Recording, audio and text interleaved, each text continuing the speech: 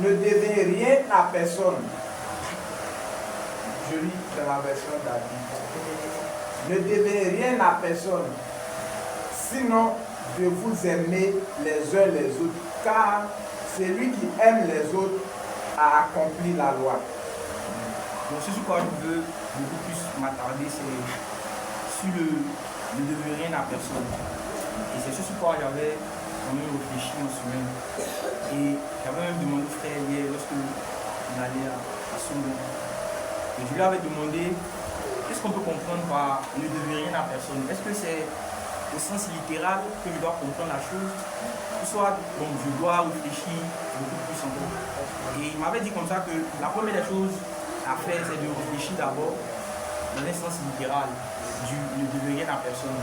Et en plus de ça, l'étendre maintenant à d'autres aspects, tels que le pardon, tels que et quelques autres besoins qui seront précisés. Mais ce sur quoi on peut beaucoup parler aujourd'hui, c'est sur l'aspect financier, en parlant du ne devez rien à personne. Parce que lorsque moi j'ai lu ça en semaine, j'ai réfléchi pour voir est-ce que c'est comme ça que j'ai pris la chose. J'ai réfléchi pour voir est-ce que je ne devais pas quelque chose à quelqu'un, que ce soit à un frère, que ce soit à une personne. Et après cette réflexion-là, j'ai eu, si je dis ça comme ça, à pouvoir payer ce que je devais avec différentes personnes. Et d'aucuns pourraient dire que, ah mais bon, et ces personnes à qui on doit depuis l'enfance, mais qu'on ne peut pas retrouver et tout. Mais ce dont moi je veux parler, ce sont des choses qui sont factuelles, des choses qui sont d'aujourd'hui, auxquelles lorsque nous réfléchissons, nous voyons qu'en vérité, nous devons quelqu'un sur le plan financier.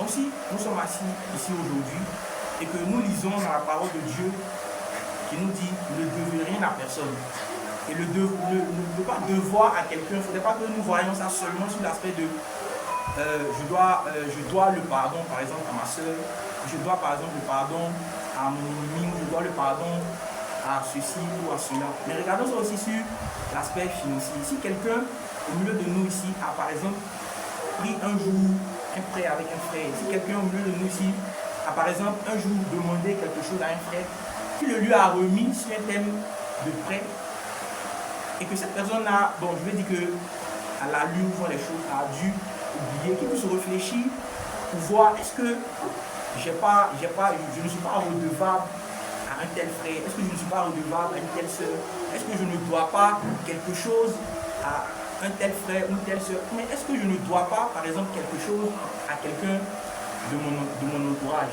Parce que si quelqu'un lit cette parole, ne donne rien à personne, et que la personne dit que bon, c'est ce que Dieu dit, mais c'est l'amour que nous devons donner. Voilà. Cette personne a fait fausse route, tout en manifestant cet amour-là, mais en devant quelqu'un, ne lui demandant pas ce qu'il lui doit. Donc je voudrais que nous puissions, de ces quelques paroles-là, que nous puissions réfléchir vraiment au travers de cette parole qui nous dit de ne rien devoir à personne. Est-ce que nous tous qui sommes assis ici, nous pouvons dire au fond de notre cœur, de ce que nous pensons, de ce que nous réfléchissons, de ce qui est d'aujourd'hui, est-ce que nous pouvons dire véritablement, nous convaincre au-dedans de nous-mêmes que nous ne devons rien à personne, que ce soit sur le thème du pardon, que ce soit sur les thèmes financiers, que ce soit sur les quelques autres aspects dans lesquels nous sommes, mais que nous puissions réfléchir véritablement. Et si quelqu'un doit, par exemple, un frère, qu'il s'efforce à lui rendre ce qu'il lui doit. Ou bien si quelqu'un a, par exemple, un frère avec un frère ou une soeur, et qu'il ne peut pas, il faudrait qu'il vienne au-devant de lui pour lui dire ah, j'avais pris telle chose avec toi, mais vu que j'ai lu dans la parole que je ne dois pas devoir à quelqu'un, vraiment, voici telle situation, mais je faisant, je vais pouvoir te faire un retour. Au moins, ça apaise le cœur de cette personne-là et vous pouvez marcher dans un amour qui est commun. Donc, c'est quelques paroles-là que je voulais amener à tout prochain. Amen. Merci frère. Quand nous lisons les Écritures, il ne faut pas toujours chercher trop loin le sens des choses. Ce qu'on a lu qui est écrit là, d'abord ça veut dire ce qui est écrit. Amen. Après on va chercher d'autres sens. Mais il faut déjà qu'on s'applique à mettre en pratique tel que c'est écrit là. Avant de chercher des sens selon profondément spirituels, révélation et tout ça, ne devez rien à personne si ce n'est de lui aimer. Vraiment, crédit, tu as plus crédit de quelqu'un, ça. Voilà, Emile, elle fait croquette. j'entendais dans les causeries, dans les couloirs, là, que des gens ont bouffé ces croquettes et ils n'ont pas payé. Payez ça, même si c'est 25. Ça aide, ne devait rien à personne là. Il ne faut pas rigoler avec et si ça reste comme ça et puis les 25 terminent sont restés vies, ça aide dans. Non, c'est sur toi. Il faut payer les 25 terminent. Même si ça fait 2 ans que tu as mangé, il faut payer ça. C'est à toi-même que cette parole-là vient rappeler. C'est à cause de toi qui dois 25 francs à lui qui doit encore à d'autres. Ça, c'est une légèreté que j'ai vu beaucoup. Hein. C'est une légèreté que j'ai vu beaucoup dans l'église. Hein. C'est-à-dire, il y a des soeurs qui sont là, elles se débrouillent un peu, elles vont faire leur petit bissa, pleinement coup, et puis elles viennent avec. Parce que bon, il y a quand même un petit nombre de personnes qui est là, qui peut être une clientèle potentielle, donc elle vient essayer son truc. Mais quand on sort, c'est la réunion finie, les gens mangent ça, ils bouffent, ils bouffent, ils bouffent. Et puis, ils disparaissent. Ils mangent et puis ils disparaissent. Hein. Ils viennent, ils prennent, ils vont prendre, donne-moi 2 là, j'arrive. Ils ne viennent plus. Dans l'église. Ils mangent et puis ils s'en vont. C'est pas bon, bien aimé. C'est une légèreté qui est très mauvaise. C'est de la méchanceté. Et puis j'ai vu des petits commerces comme ça. Hein. Mais les gens qui font ça, la gagnent combien? Des petits commerces comme ça, ils ont fait tomber ça. Tomber. La soeur, elle a fait son truc, ça fait 2 semaines seulement, c'est fini. 2, 3 dimanches, elle est venue, c'est fini. 4 dimanche, elle ne peut plus. Parce que les frères, soi-disant frères et sœurs, mangent ça et puis ils ne payent plus, ils s'en fichent. Et ils prennent crédit. Tout ça, c'est fini. Les petits 500 francs de bénéfices qu'elle devait avoir, elle ne peut même pas avoir ça. Et elle arrête. Et quand elle a arrêté comme ça, là, ils voient qu'elle ne vient plus, hein, mais ils ne vont pas chercher à venir payer ce qu'ils doivent là. Et ils savent qu'ils doivent. C'est pas bon. C'est pas bon. Si tu fais comme ça, là, il faut payer les trucs des gens. Et puis surtout les femmes là, vous prenez les pagnes à crédit, les robes à crédit, les sacs à crédit, les chaussures à crédit, et puis on doit vous poursuivre maintenant pour payer, on doit vous poursuivre, la soeur va appeler jusqu'à pour dire, mon argent là, il reste 5 000, mon argent là, il reste 2 000, il reste 3 000, et puis tu vas la faire tourner. C'est pas que tu n'avais pas l'argent, hein. Tu avais l'argent, tu pouvais enlever dedans pour donner ce que tu dois là, mais tu as prévu faire autre chose avec. Tu allais manger ça ou bien tu t'es donné une autre priorité. C'est pas bon, c'est mauvais et c'est méchant. Donc, nous ne devons rien à personne. Si on peut éviter crédit, on peut éviter. Ne rien devoir à personne. Merci, frère. Que le nom de Dieu soit béni. Amen. Il nous a été appris ici que nous devons voir Christ dans la vie de notre prochain. C'est-à-dire, à mon frère, je dois voir Jésus. Et quand nous venons ici, nous venons entendre la parole de Dieu. Et par cette exhortation et les exhortations de l'ancien, je me suis rappelé aussi d'une difficulté, on va dire d'un crédit que je devais à quelqu'un. En vrai, je veux dire que ce matin, nous avons prié pour demander au Seigneur la promptitude à l'obéissance. Je peux attendre ça, que nous devons être prompts à l'obéissance. À peine le frère en train de parler, je me suis souvenu du crédit que doit un ami qui m'a rendu service. Quand j'ai ouvert mon téléphone, je lui ai fait son devoir en même temps. J'aimerais qu'on soit comme ça. Si pour toi, ce n'est pas maintenant, mais après avoir entendu ça, va avec les règles d'affaires qui ont toi ton frère et ton soeur. Que le Seigneur Amen. Merci. Allez, un test dans 2 Corinthiens.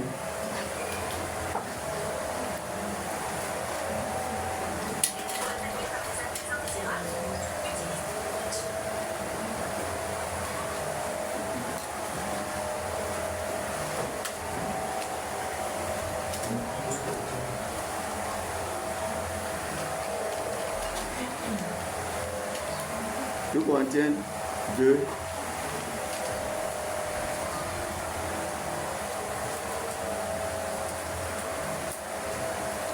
Verset 10 et verset 11. 2 Corinthiens 2, verset 10 et 11. 2 Corinthiens 2, 10, 11. Or, à qui vous pardonnez, je pardonne aussi. Et ce que j'ai pardonné, si j'ai pardonné quelque chose, c'est à cause de vous, en présence de Christ. Afin de ne pas laisser à Satan l'avantage sur nous. Afin de ne pas laisser à Satan l'avantage sur nous. Car nous n'ignorons pas ses desseins.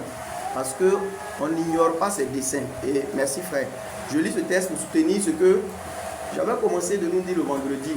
C'est que la vie chrétienne ne consiste pas à connaître tous les plans d'attaque du camp adverse, connaître les noms des démons leur manière d'opérer, à quelle heure les sorciers se réveillent, quels sont les 4 psaumes les plus puissants de la journée. Ça, c'est du fétichisme. Ce n'est pas l'évangile.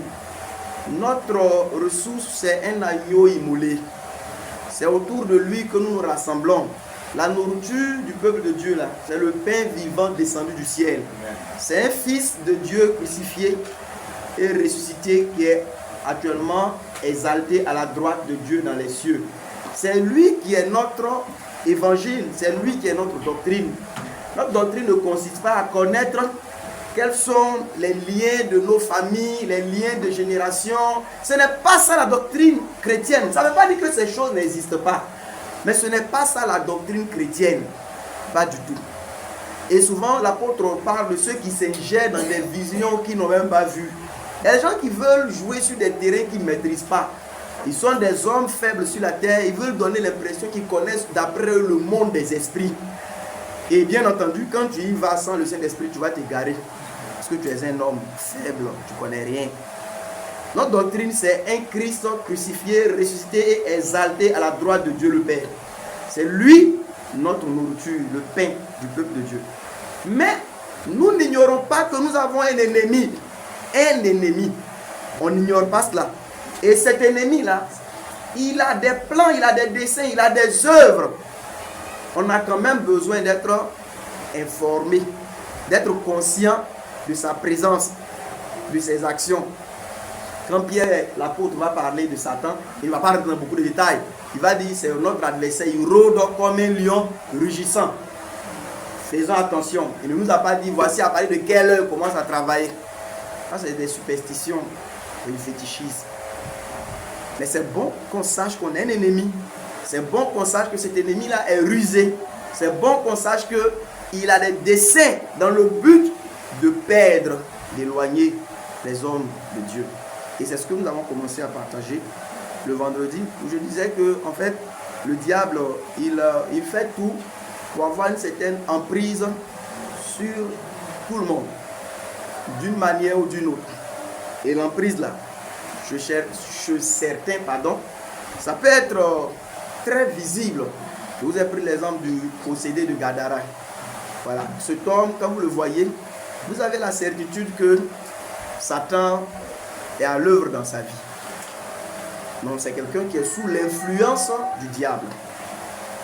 Mais j'ai aussi parlé de Pierre, l'apôtre, qui à un moment donné a commencé à dire à Jésus, à Dieu ne plaise, que Dieu te protège de mourir, tu ne vas pas mourir, à Dieu ne plaise.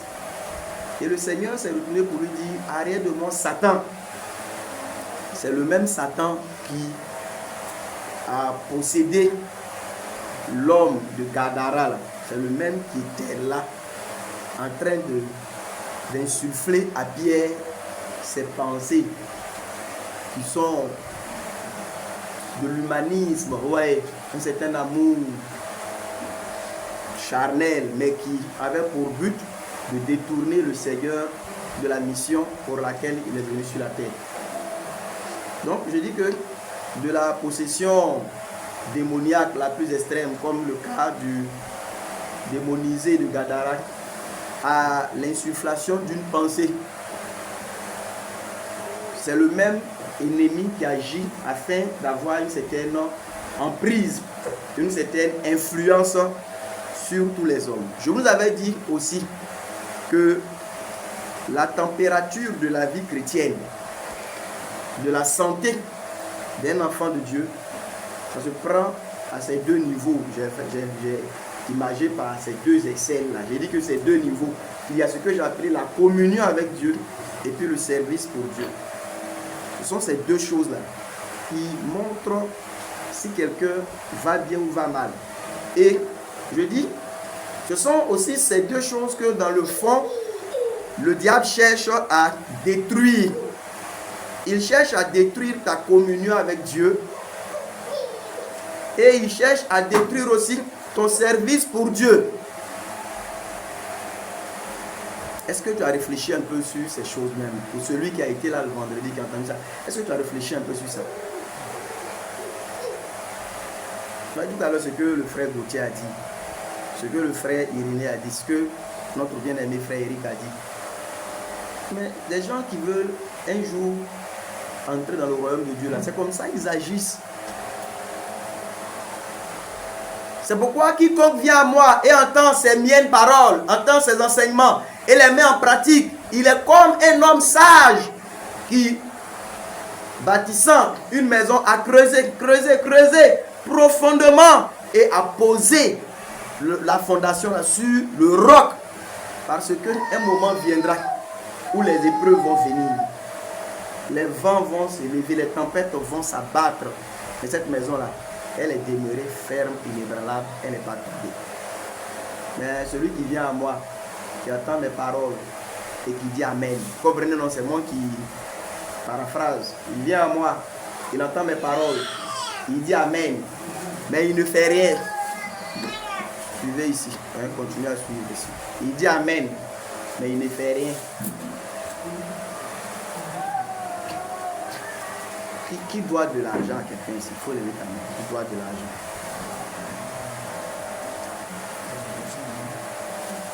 Il ne faut pas me dire quelque chose. Il a demandé qui doit de l'argent. Si tu dois de l'argent à quelqu'un, il faut lever la main. Merci. Donc, l'exhortation là. Est-ce que vous avez compris? Voilà. Remboursez vos crédits. Il ne faut pas. Christianisme ou. Moi, je crois que les chrétiens, là, ils ne sont pas dans la foi. Ça veut dire que la foi, c'est prendre Dieu au mot. Amen. Dieu dit que quelqu'un qui n'est pas marié, qui a un rapport sexuel, c'est écrit aucun. A-U-C-U-N. C'est écrit dans Éphésiens chapitre 5. Ça veut dire que si quelqu'un a réussi dans fornication à rentrer au ciel, Dieu ment, son fils n'est pas vrai. C'est écrit qu'aucun fornicateur, c'est écrit. Donc, quand quelqu'un entend ça et puis il a sa copine, la foi fait qu'il tombe. Il dit au secours, je suis déjà mort. On pleure en même temps. Est-ce que vous comprenez? Voilà la foi. Noé, divinement averti, c'est le jugement qui devait venir là, ça a pris au moins 100 ans avant de s'abattre sur la terre. Mais dès qu'il a été averti là, son cœur a tremblé. Il a commencé à faire ce que Dieu a montré pour se préserver de ce jugement qu'on ne voyait même pas encore. Qu'il n'avait aucune certitude de manifestation, extérieurement parlant. Mais voilà la foi, mes frères. Toi, tu es assis là. La parole de Dieu dit que ne devez rien à personne. Tu sais que tu dois. Mais tu dis que non, en fait, ça dépend. Parce que Dieu, quand lui disait ça, en fait, il y a des situations qu'il n'a pas vues. Voilà, ça dépend. Ouais, non. Et quand Dieu dit ne devez rien à personne, il dit non, en fait, ça dépend. Ça dépend. Il peut devoir, mais en fait, voilà. Parce qu'on est tellement intelligent, notre petit cerveau de 400 grammes, là, ça nous fatigue trop. Ça nous fatigue trop. Donc, si tu dois, il faut rembourser. Et le frère a dit une chose intéressante. Même si séance tenante, tout le monde n'a pas l'argent sur, voilà, oui, vous bien, aurez un monnaie. Mais, il ne serait-ce que même ne plus fuir la personne, ne plus la dribbler. C'est un même là. Tu dois à quelqu'un et puis tu fermes ton numéro. Ou bien tu le mets sur liste noire. Tu le bloques. Maintenant, si tu sais que tu peux le croiser ici, tu passes là-bas. Et tu es en train de faire ça, attendant que Jésus vienne te prendre pour t'envoyer là, il ne va plus te voir sur la terre. Tu mens. Donc, je vais dire nous qui devons pour vous encourager. Sinon, moi, il ne doit rien. Voilà. Mais nous qui devons, comme ici votre pasteur, je vais vous encourager. Voilà. Remboursons nos crédits. C'est obéir à la parole de Dieu. Vous comprenez, non? Voilà. C'est qu'on entend là. On obéit. C'est comme ça que Jésus dit que voilà les gens sages. La question des sagesses là, je vous dis, sagesse là, c'est pas des imaginations où on voit rouge, noir. C'est pas la sagesse là. C'est que Dieu a dit là. C'est ça, je prends, je fais ça comme cela. C'est bon, non? Si tu dois, il faut. Maintenant, si tu ne peux pas payer maintenant, au moins contacter la personne. Au moins lui t'excuser. Au moins lui demander pardon pour le temps que ça a mis. Et puis lui dire que tu te mets, qu'il te donne un peu de temps encore. Surtout qu'il t'en a déjà donné beaucoup. Tu te donnes un peu de temps encore. Mais là, tu te mets à l'œuvre pour pouvoir rembourser. Vous avez compris? Il ne faut pas qu'on lise ça et puis on saute. Parce que la parole de Dieu que nous entendons, si nous l'entendons, mais Nous ne l'acceptons pas. Comme le bien-aimé a dit, avant qu'on comprenne qu'en fait, ne devait rien à personne, ça parle de ce que, au niveau du pardon, on ne doit rien. C'est vrai. Mais l'argent que tu as payé, c'est dette. Paye. C'est premier niveau d'obéissance qui est là. C'est premier niveau. Vous voyez, ça veut dire que quand Dieu dit à Adam et Ève ne mangez pas le fruit de l'arbre de la connaissance du bien et du mal, là. Oui, on peut voir qu'en fait l'arbre de la vie, ça parle de Jésus. L'arbre de la connaissance du bien et du mal, ça parle des voies des hommes, ça parle des... Oui, tout ça c'est vrai. Mais premièrement là, c'était arbre et fruit. Premièrement. Et il ne fallait pas manger. Quand les gens ont mangé, ça nous envoie nos problèmes. Donc avant de chercher, comme notre bien-aimé l'a rappelé, les profondeurs où il faut faire d'abord ce qui est là. Voilà. Je dois à quelqu'un, la Bible ne dit rien. Donc je vois comment corriger ça. Et souvent même c'est quand tu as fini de payer tes crédits là, que tu comprends le profond sens du terme. Au moins tu as mis en pratique ce que tu comprenais au commencement là. Et Dieu va te montrer que la chose là même, ça va plus loin que les crédits financiers que tu avais. Mais paye au moins tes crédits. Et ne vous habituez pas au crédit. Apprenez à compter sur Dieu et à travailler aussi avec diligence. Ne soyez pas des gens qui aiment la facilité. Dès que vous avez une difficulté nette, voilà, la première réaction c'est prendre crédit. Vous êtes des chrétiens. Souvent, ces difficultés aussi là, Dieu veut vous enseigner la foi dedans. Ne soyez pas prompt à courir vers les gens. Je n'ai pas dit que demander quelque chose à un frère est péché. C'est pas cela. Mais il faut être quelqu'un qui apprend à compter sur Dieu, à prier Dieu et aussi à travailler dur. Et quand tu ne peux pas faire autrement, ben selon que le Seigneur dispose, tu peux demander le secours d'un frère. Vous avez compris? Voilà. Maintenant, si vos frères viennent vers vous, là, apprenez à ne pas leur donner crédit. Apprenez à leur donner ce que vous avez sans en faire des crédits.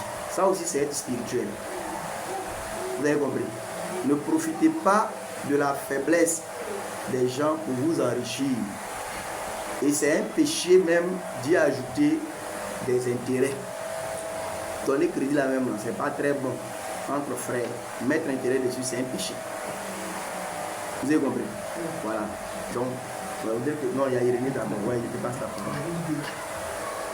pour ajouter un peu sur le gars. Parle un peu fort, pardon. Je lui ai dit que concernant ne devait rien à personne, c'est avéré que je devais 50 000 à quelqu'un. Voilà, donc ce matin, quand je l'ai appelé, que je lui ai envoyé 50 000. Bon, après, il y a eu un contre-temps. Donc la personne m'a dit que bon, que l'argent que je m'envoyais, que je n'ai pas besoin. Donc la personne m'a amené. Ça c'est bien. Donc ça veut dire qu'après la réunion, on va se voir. Oui, frère.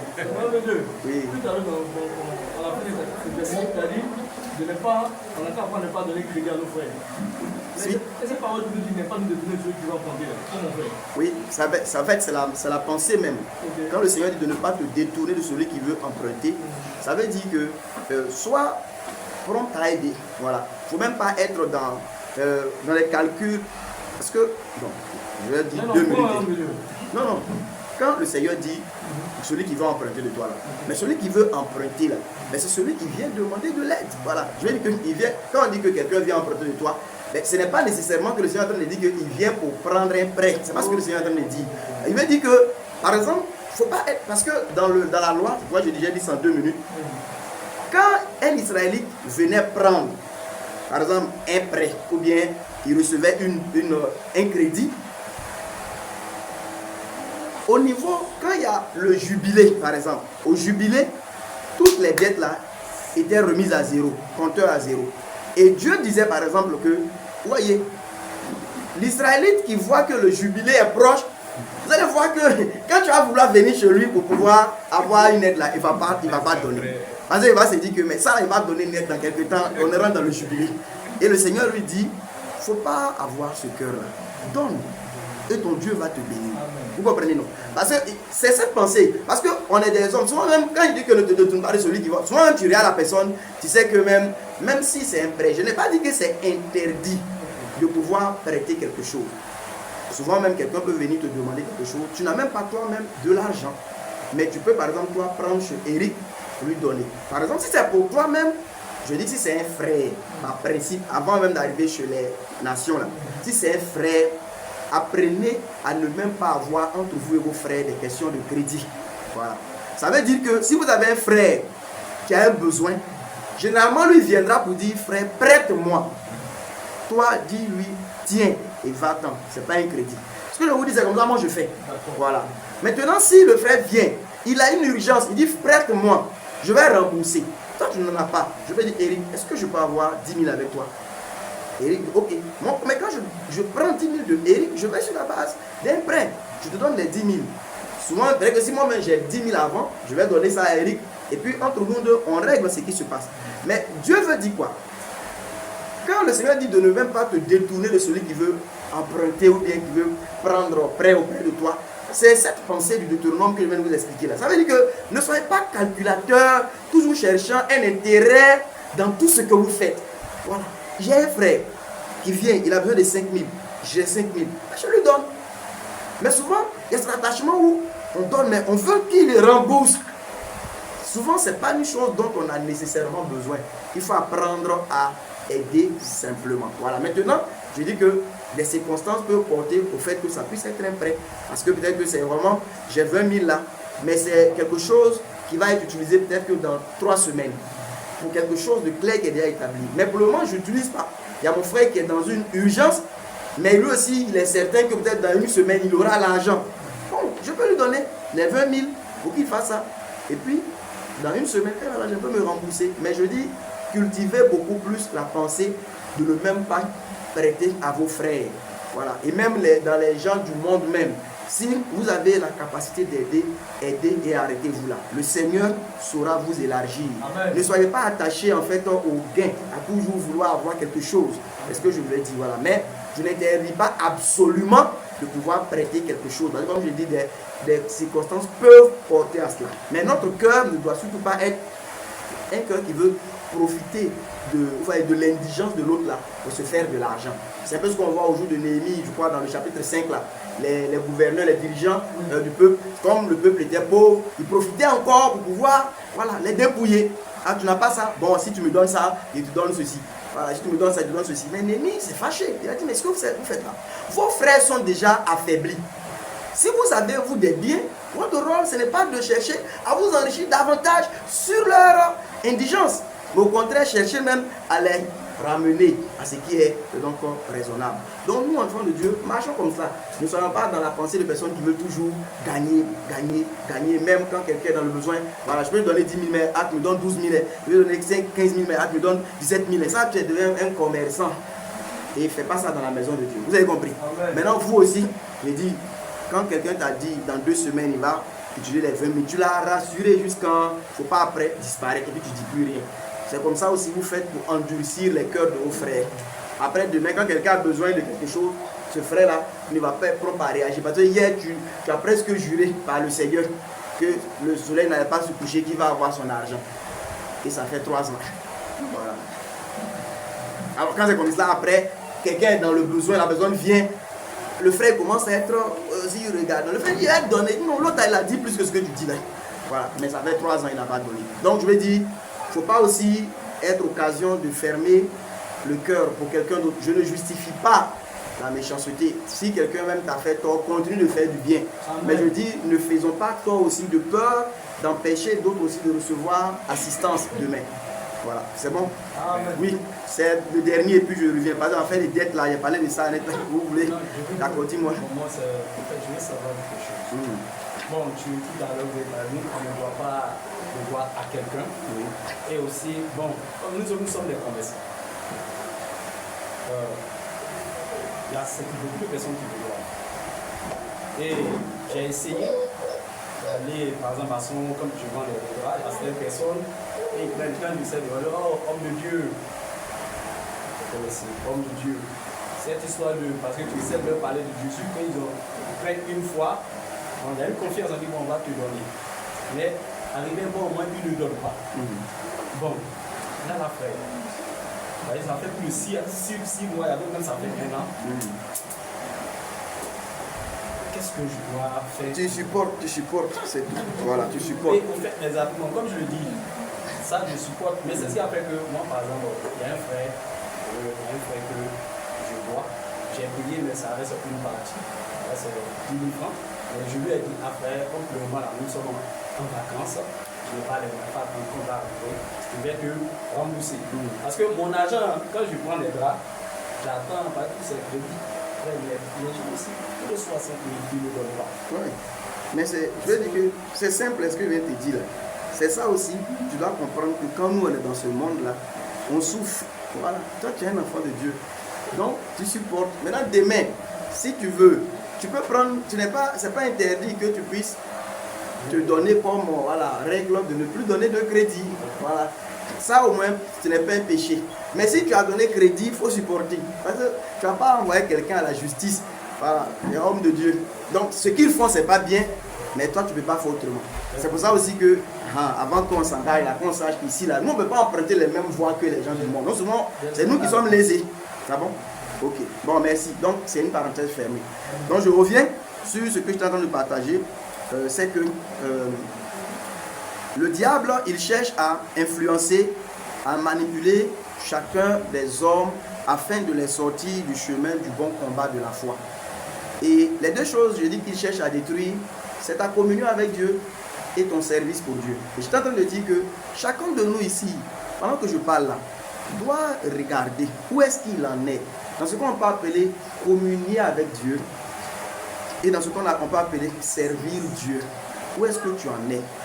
Quand ces deux choses vont mal, ça veut dire que tu n'as pas une bonne santé. Et je disais la dernière fois, tu n'as même pas besoin d'attendre que tu aies des rêves bizarres, effrayants. C'est pas bon. Le diable, attaquant un homme, n'est pas nécessairement dans beaucoup de rêves. Il y a des rêves même que beaucoup de gens ont. Et puis ils pensent qu'ils sont dans des combats. Ce n'est rien, c'est juste de la distraction. Non, je suis beaucoup attaqué. Pourquoi attaquer? Souvent, on demande c'est quoi? Non, en fait, souvent la nuit, j'entends les bruits sur le tôle. Il y a des bruits. À partir de 3 heures, j'ai remarqué, chaque 3 heures du matin, écoutez-moi bien. Écoutez bien ce que je vous dis. Ça là, vous êtes distrait. Ce n'est pas un combat qui est là. Ça, c'est la distraction. Tu vas bien voir, souvent, ce sont les chats du quartier qui, chaque 3 heures du matin, ils passent, ils font du bruit là, disent que c'est les sorciers. Pourquoi un sorcier va venir faire bruit sur tôle? Il n'a pas quelque chose de plus sérieux à faire. Ce n'est pas ces combats-là que nous avons. Écoutez ce que je dis là. Le combat que l'enfant de Dieu doit mener, on appelle ça le combat de la foi. Amen. C'est de pouvoir garder, vous savez quoi, toute la parole de Dieu dans tous les domaines de sa vie. C'est ça notre combat. Les âmes, qu'on appelle les âmes spirituelles d'Éphésiens 6 là.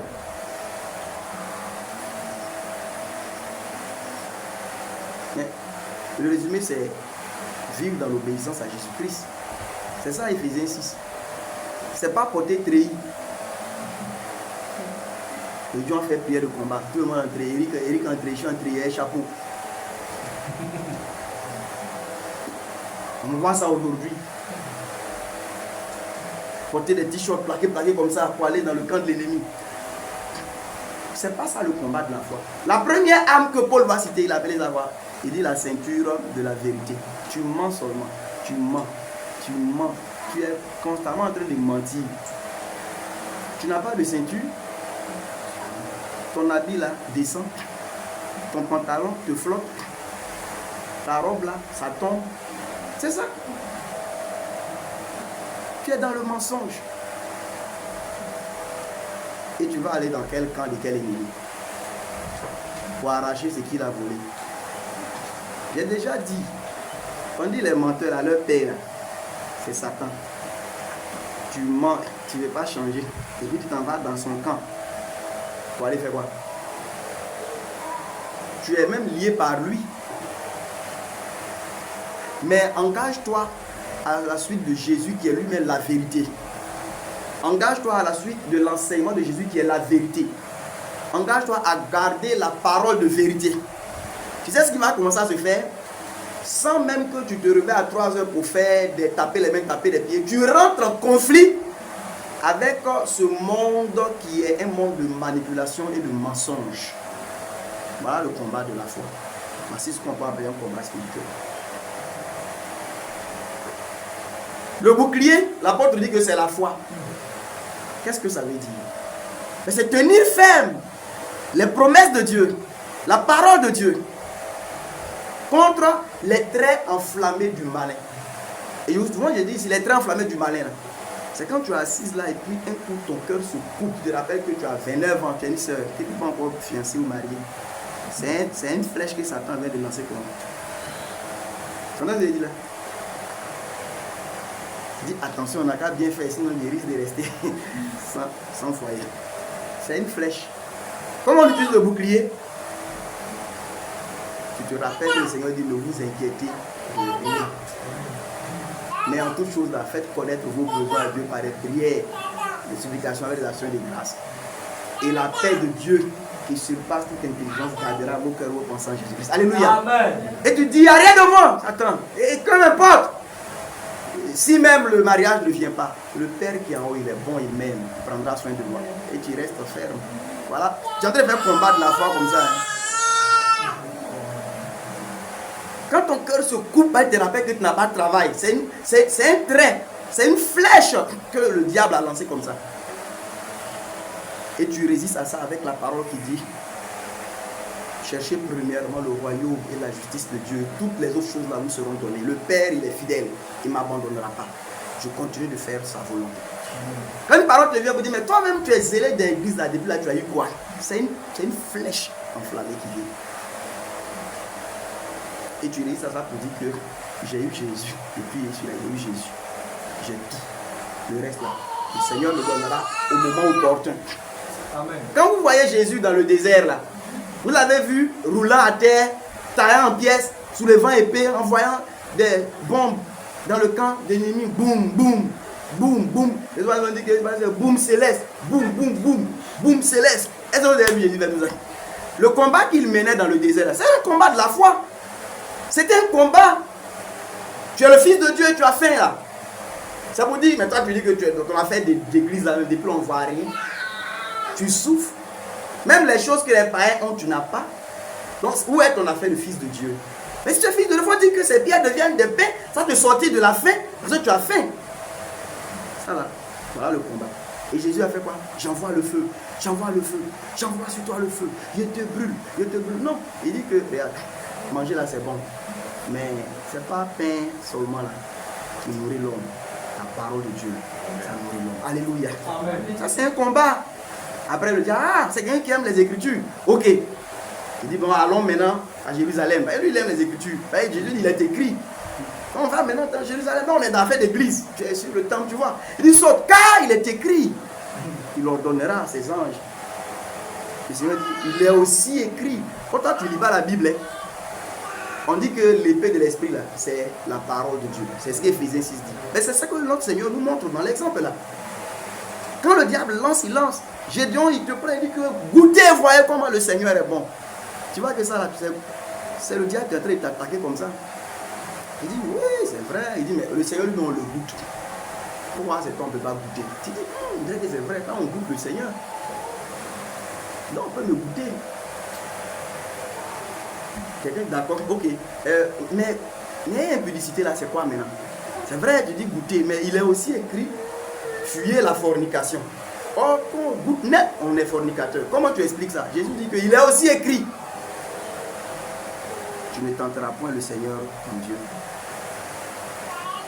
Vous voyez, je dis ça pour faire comprendre que le combat de la foi, ce n'est pas tant les élucubrations, les choses souvent dans lesquelles certaines visions, on se dit vraiment la nuit, je suis beaucoup attaqué, je vois les trucs noirs, c'est-à-dire que je vois les gens, ils sont en noir. Je n'ai pas dit que ça n'existe pas. Vous me comprenez, non? Je dis que le vrai combat là même, et souvent même on est dans ces troubles là parce que nous-mêmes, on ne s'applique pas à pratiquer la parole de Dieu. C'est ça. Si vous pratiquez la parole de Dieu, vous gardez la parole de Dieu, vous tenez ferme dans la vérité, vous gardez la foi en Dieu, en ses enseignements, à sa doctrine, vous gardez cette cuirasse de justice, justice que vous avez reçue par la foi en Jésus-Christ, justice qui est aussi la pratique des enseignements du Seigneur, l'obéissance à ses enseignements. Il a dit de ne pas avoir crédit, tu règles tes crédits. Le problème est qu'il est sur toi. Un jour, on a dit que quelqu'un t'a envoûté parce que quand tu as pris un crédit, à partir du crédit là, il t'a envoûté. On dit que ouais, vraiment, les yeux de la sorcellerie. Mais il fallait payer crédit là. Romains 13 là, a dit de payer crédit. Tu n'as pas payé. Donc, quand tu es arrivé dans eux de sorcellerie, il faut payer crédit. On dit l'épée de l'esprit, c'est la parole de Dieu. Mais où est ton épée? La dernière fois que tu as lu sérieusement les Écritures, ça remonte à quand? À quel jour même? Ça remonte à quand? Quand tu t'es assis pour réfléchir sérieusement sur la parole de Dieu. Tu n'as pas d'épée. C'est que tu as un petit couteau dans ta main. Petit couteau. Et tu es dans le camp de l'ennemi. Couteau, coup comme ça. Dans ta main. Regardez là-bas, là, ils ont des armes sérieuses. Il faut lire la Bible. Tu as compris, non? Amen. Lis bien la Bible. Tu entends ce que je dis? Amen. Il faut bien lire, il faut étudier les Écritures. Il faut être appliqué. Baudelaire, tu entends? Il faut être appliqué. Sinon, tu vas avoir un petit couteau comme ça pour aller dans le camp de l'ennemi. Petit couteau dans ta main. Voilà. Et il disait couteau, mais en bambou en plus. On va casser ça vite, vite. Voilà, maintenant tu te trouves en train de crier dans ce cas-là. Tu n'as plus rien. Le bouclier là, c'est la foi en Dieu, ses promesses. Vous avez compris? La vérité là, c'est votre ceinture. Soyez vrai, soyez véridique. Arrêtez les mensonges, ouais, non, les petits mensonges pour ne pas venir à la prière. Tout ça, c'est ça qui fait que votre pantalon tombe. Ouais, non, ta robe là descend. Il faut dire la vérité. On dit qu'il faut avoir la cuirasse de justice qui protège ta poitrine. La cuirasse. Il faut croire dans ce sacrifice de Christ. Il faut mettre en pratique ses enseignements. Le juste là, c'est celui qui a la foi en Jésus. Le juste, c'est celui qui pratique la justice. Après, on dit quoi? Je crois que le zèle voilà, de l'évangile, on dit que ce sont nos chaussures. Le zèle que donne l'évangile de paix. Et Eric a parlé de ça ici. Qui se rappelle de ça? Tu n'es pas zélé, comme pas dit que l'on ne comprend pas tes problèmes.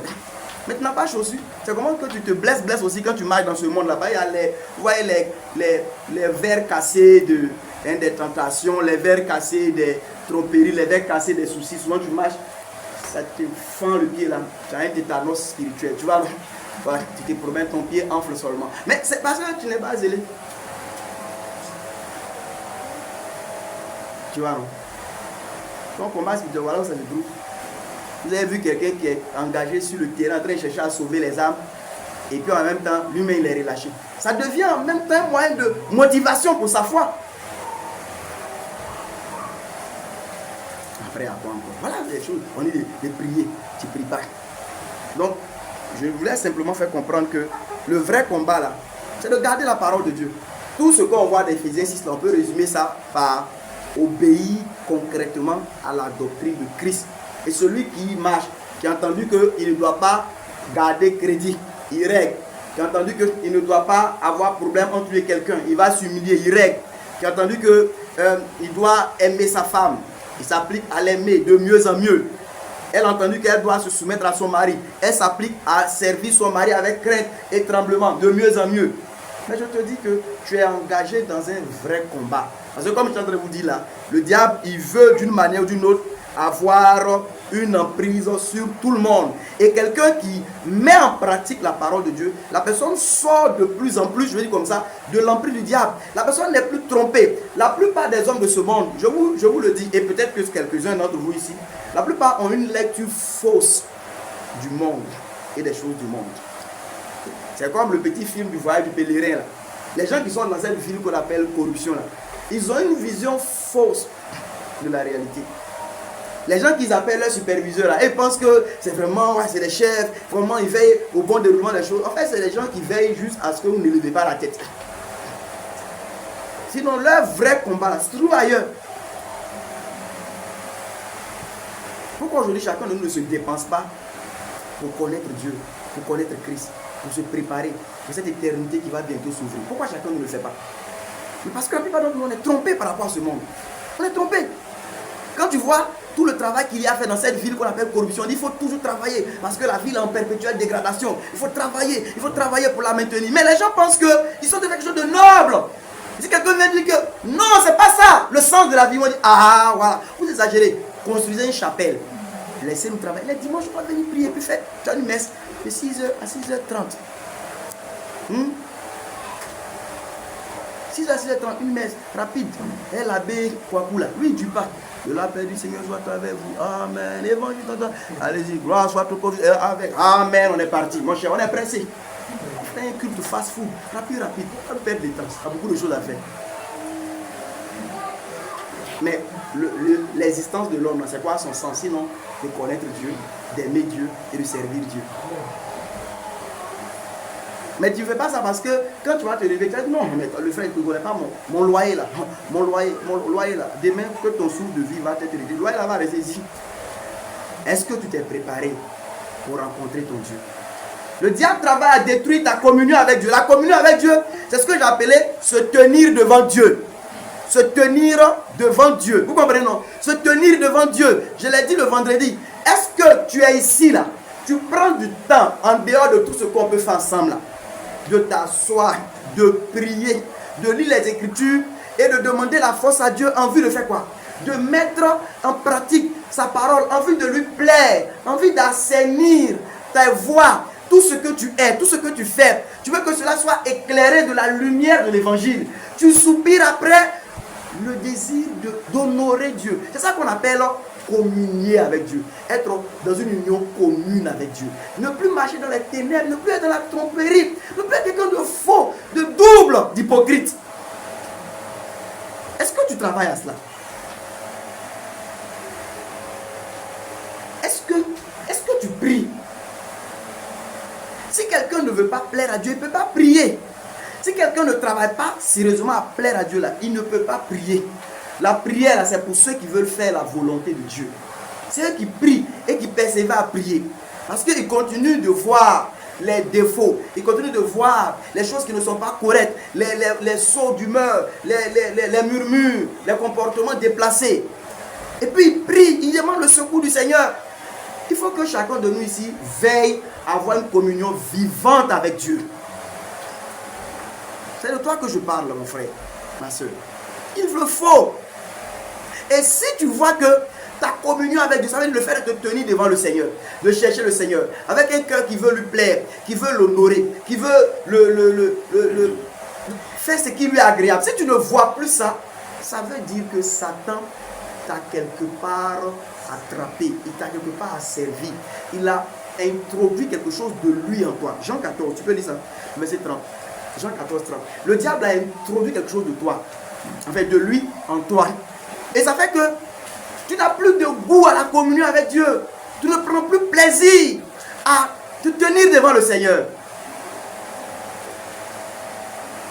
Jean 14, 30. Gauthier, vas-y. Je ne parlerai plus guère avec vous. Le Seigneur dit, je ne vais plus parler beaucoup avec vous. Car quoi? Car le prince du monde vient. Oui. Il n'a rien en moi. Il vient, mais il n'a rien en moi. Frère bien-aimé, voilà là où nous courons, vers où nous courons. Nous courons vers cet état aussi du Christ qui est sur terre. Quand on dit que tu es dans le monde, mais tu n'es pas du monde là, c'est aussi pouvoir dire que je suis certes dans ce monde, mais les conceptions selon le monde ne trouvent pas place dans mon cœur. On comprend, non? C'est vrai, on est encore sur terre, on est dans ce monde, mais la façon dont le monde conçoit ces choses-là, ce n'est plus du tout comme ça que moi je conçois les choses. L'argent, là, on en a tous besoin. Mais il y a une manière de voir l'argent selon le monde. Et il y a une manière de voir l'argent selon le Seigneur. Monsieur, pardon,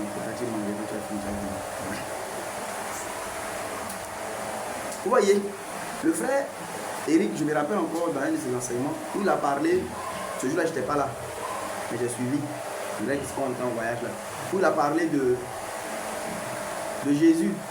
Il était revenu des funérailles. Il avait parlé de réussir la vie, réussir sa vie. Il dit que ça ne dépendait pas de la durée, la longueur.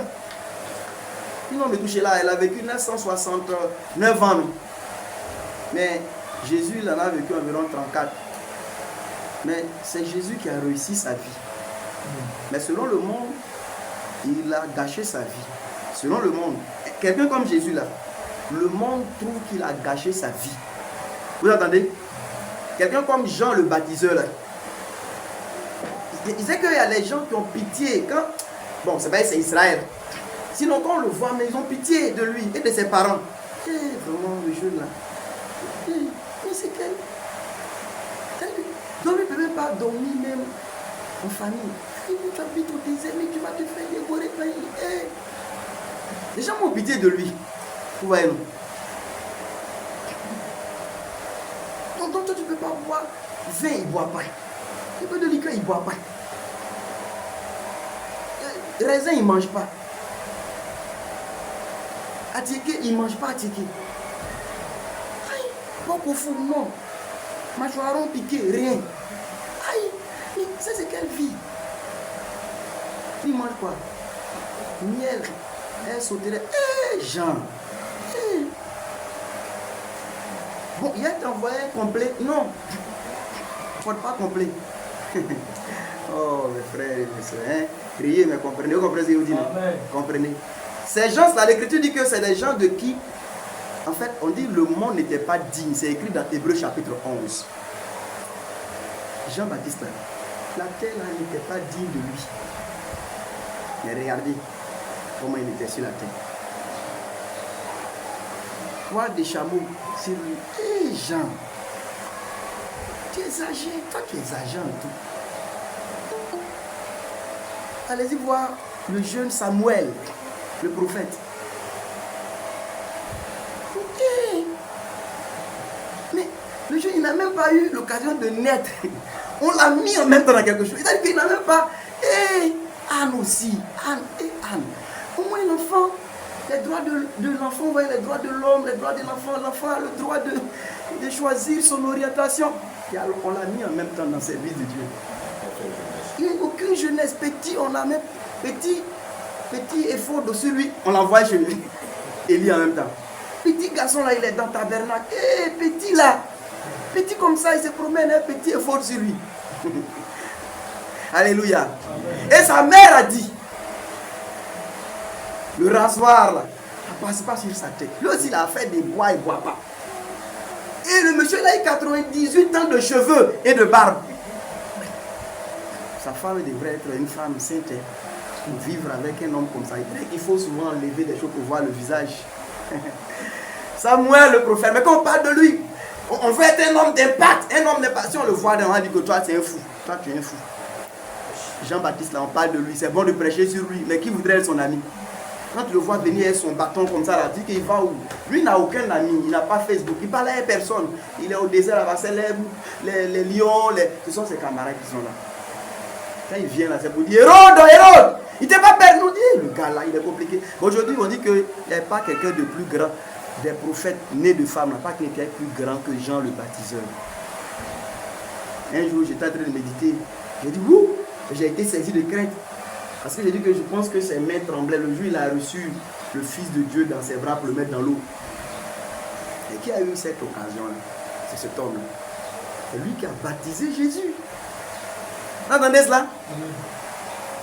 Mais pour baptiser Jésus là, si tu aimes trop un burger, ça ne peut pas passer. Tu comprends ce que je dis là? Bon, je pense que vous êtes. Mais je dis, ces hommes là, l'Écriture dit que le monde n'était même pas digne d'eux. Mais quand vous regardez leur vie sur la terre, le monde dirait qu'ils ont raté leur vie.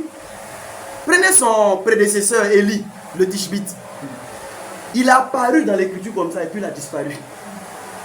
Un roi 17. En ce temps-là, Élie, le Tishbite, voilà, l'un des habitants de Galate, c'est tout ce qu'on sait de lui. Qui est son père, qui est sa mère, qui est sa femme, quel enfant, rien. Il habite où? Souvent tu le vois, il est assis sur une montagne, il n'est pas là-bas. Quand il quitte là, il est dans un torrent qui n'est pas là-bas. Quand il quitte là, il est chez une veuve là-bas. Vous voyez cet homme-là? Vous me suivez ici? Regardez-moi mes frères. Mais ce Élie là, de toute façon vous n'êtes même pas sûr si Jésus vient, vous allez monter au ciel. Regardez, il est allé au ciel comme un Dieu. Voiture est venue le chercher. On dit un char de feu tiré par des chevaux de feu. Il vient comme ça, il vient puis dire au jeune Élisée, tu veux quoi avant qu'il parte?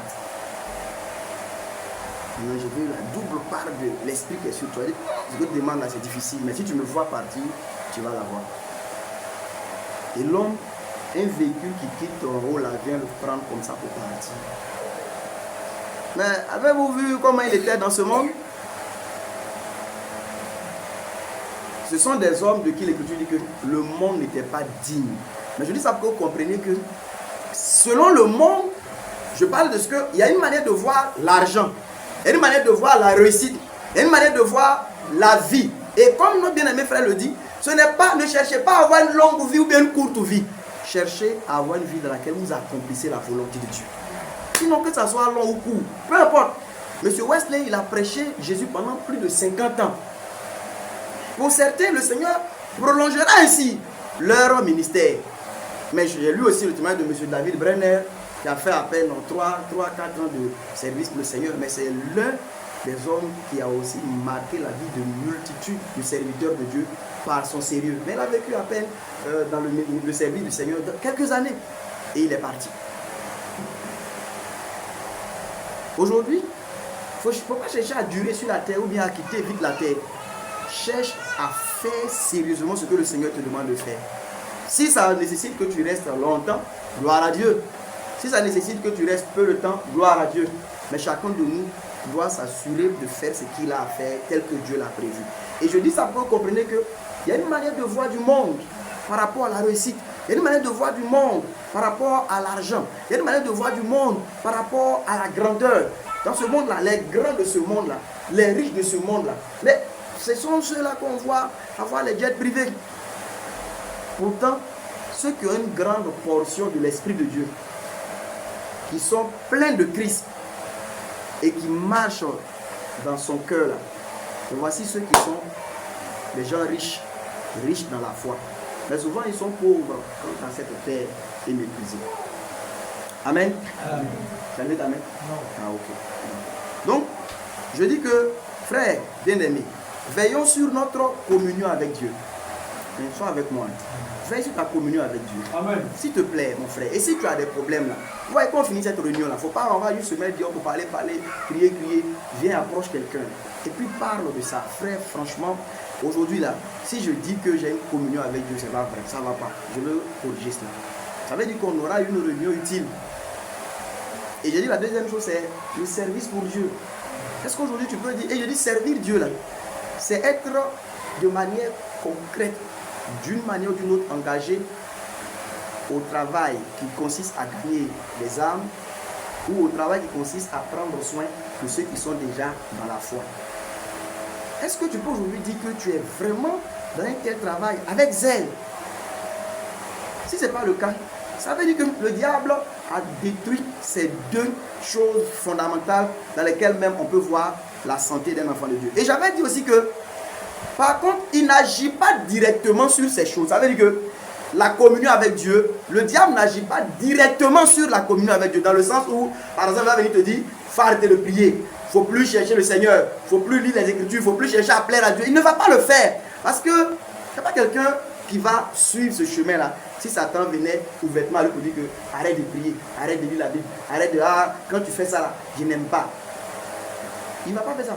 Ou encore, le diable ne va pas venir directement agir sur ton service pour Dieu. Il passe par d'autres voies pour t'arrêter. Il passe par d'autres voies pour te détourner. Il passe par d'autres voies pour pouvoir t'atteindre. Et je dis, malheureusement, souvent, notre malheur, c'est qu'on n'est même pas conscient quand le malin est en train de nous attaquer de cette façon.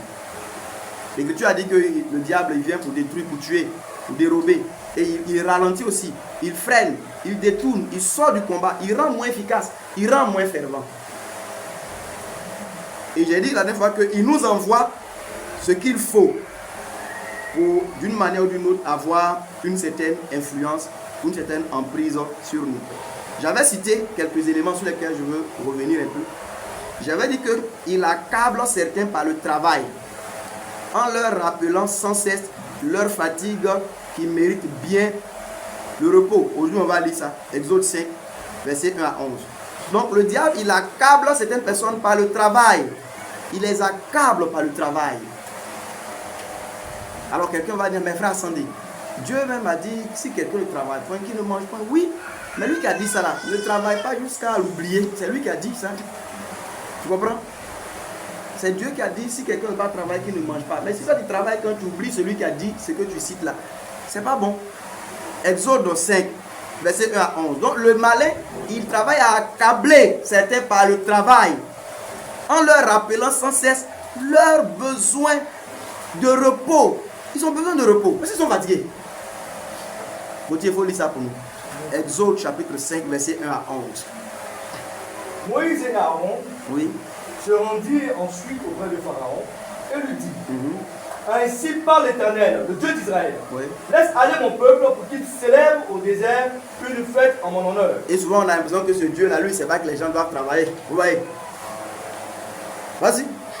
Pharaon répondit, qui est l'Éternel pour que j'obéisse à sa voix? En laissant aller Israël, je ne connais point l'Éternel, Oui, et je ne laisserai point aller Israël. c'est ça. Il dit, le Dieu des Hébreux nous est apparu.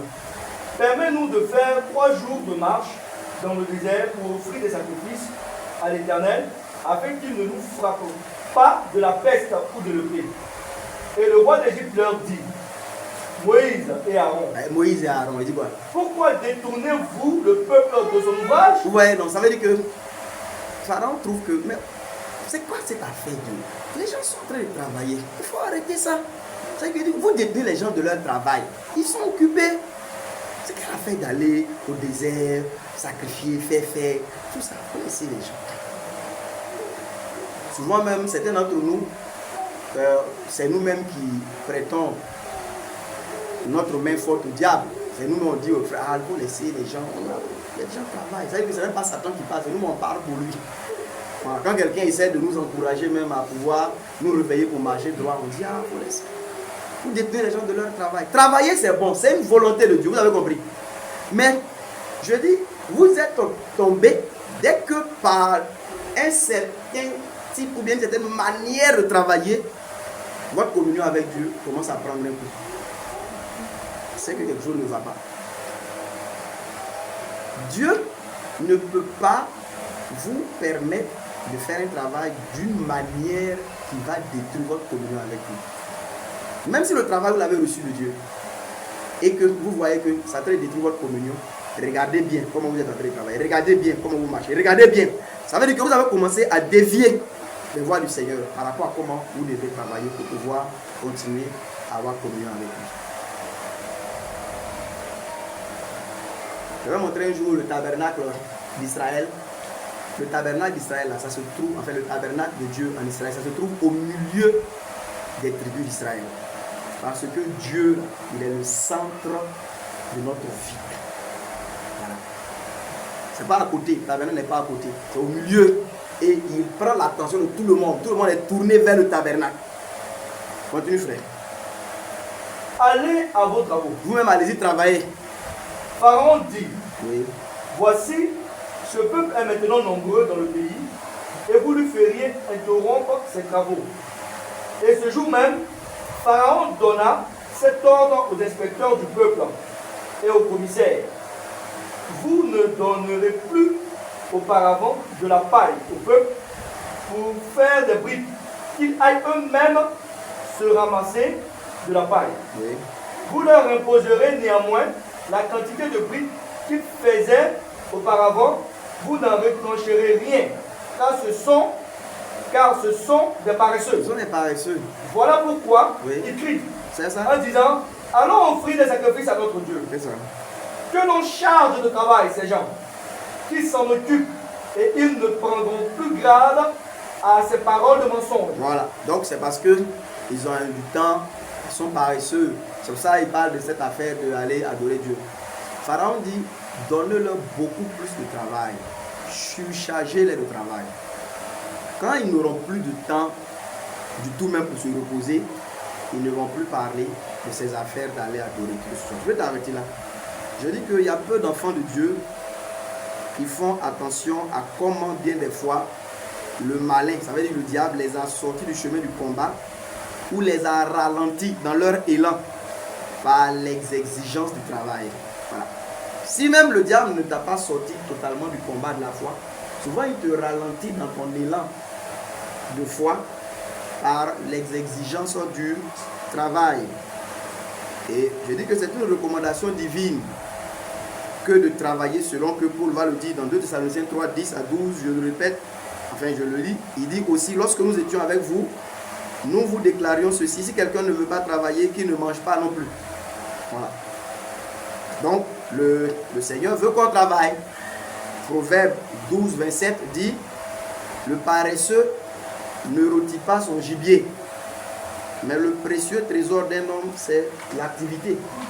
Donc, Dieu aime qu'on travaille. Dieu ne veut pas qu'on soit paresseux. On est ensemble? Dieu ne veut pas qu'on soit paresseux. Vous voyez la soeur qui est là.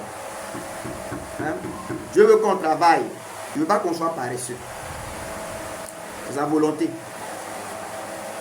Seulement que nous ne devons jamais perdre de vue ces deux choses dont je vous ai parlé depuis le commencement. Quel que soit le travail que nous faisons, mes frères, notre communion avec Dieu doit toujours être vivante. Et notre service pour Dieu doit être toujours zélé. Est-ce que dans ce travail, avec ce travail, tu continues d'être saint devant Dieu et devant les hommes? Certains aussi, quand ils commencent à travailler, commencent à se souiller. Vous comprenez? Ils commencent à travailler, commencent à rentrer dans des choses mauvaises. Est-ce que je continue d'être fervent? Je continue d'être brûlant dans mon amour, dans mon zèle, dans mon engagement?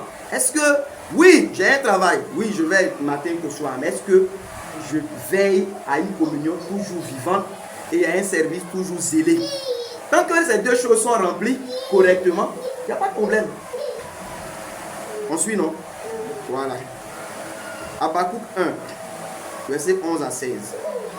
Moutier, s'il te plaît, lis. Habakkuk 1, verset 11 à 16. Donc, travailler, c'est bon. Mais il ne faut jamais que nous puissions perdre de vue notre communion avec Dieu et notre service pour Dieu. S'il y a un travail même que Dieu lui-même vous a donné, écoutez-moi bien, frère, et que ce travail-là est en train de détruire votre communion avec lui et votre service pour lui, je vais vous dire que Dieu lui-même, il attendra que vous agissiez avec sagesse pour régler ce problème. Isaac, là, c'est Dieu qui l'a donné à Abraham. Vous avez vu à un moment donné, il est venu parler à Abraham en disant, tu vois, prends ton unique, Isaac, celui que tu aimes, pour venir me l'offrir en holocauste. Il faut qu'on soit capable de pouvoir honorer Dieu en toutes circonstances. On veut lire ça? Habakkuk 1, 11 à 16. Alors son ardeur le double. Il poursuit sa marche. Il se rend coupable. Sa force à lui, voilà son Dieu. Reprends cette phrase-là, la dernière là. Sa force à lui, oui. Voilà son Dieu. Sa force à lui. On parle ici des Chaldéens, ça veut dire les Babyloniens. On dit sa force à lui, voilà son Dieu. Continue. N'es-tu pas de toute éternité l'Éternel mon Dieu, mon Saint? Nous ne mourrons pas. Ô Éternel, tu as établi ce peuple pour exercer tes jugements. Ô mon Moshe, tu l'as suscité pour infliger tes châtiments. Tes yeux sont trop purs pour voir le mal. Et tu ne peux pas regarder l'iniquité. Pourquoi regarderais-tu les perfides et le tairais-tu quand le méchant dévore celui qui est plus juste que lui? Oui. Traiterais-tu l'homme comme les poissons de la mer, comme le reptile qui n'a point de maître? Oui. Il est fait tous monter avec la mousson. Ici, celui dont on parle, c'est le Chaldéen, le Babylonien. On dit que ce Babylonien, il fait monter les hommes avec la maison. Continue. Il les attire dans son filet. Il attire les hommes dans son filet. Il les assemble dans son ré. Il les assemble dans ses reins. Aussi est-il dans la joie. C'est ça. Et dans l'allégresse. Oui. Je continue. Continue, frère. C'est pourquoi il sacrifie à son filet. Mais c'est à cause de ça aussi qu'il sacrifie à son filet. Il offre de l'encens à ses reins. Il offre de l'encens à les reins. Filets là, ce sont des instruments de pêche. Mais on dit que il sacrifie à ses instruments de pêche. Pourquoi?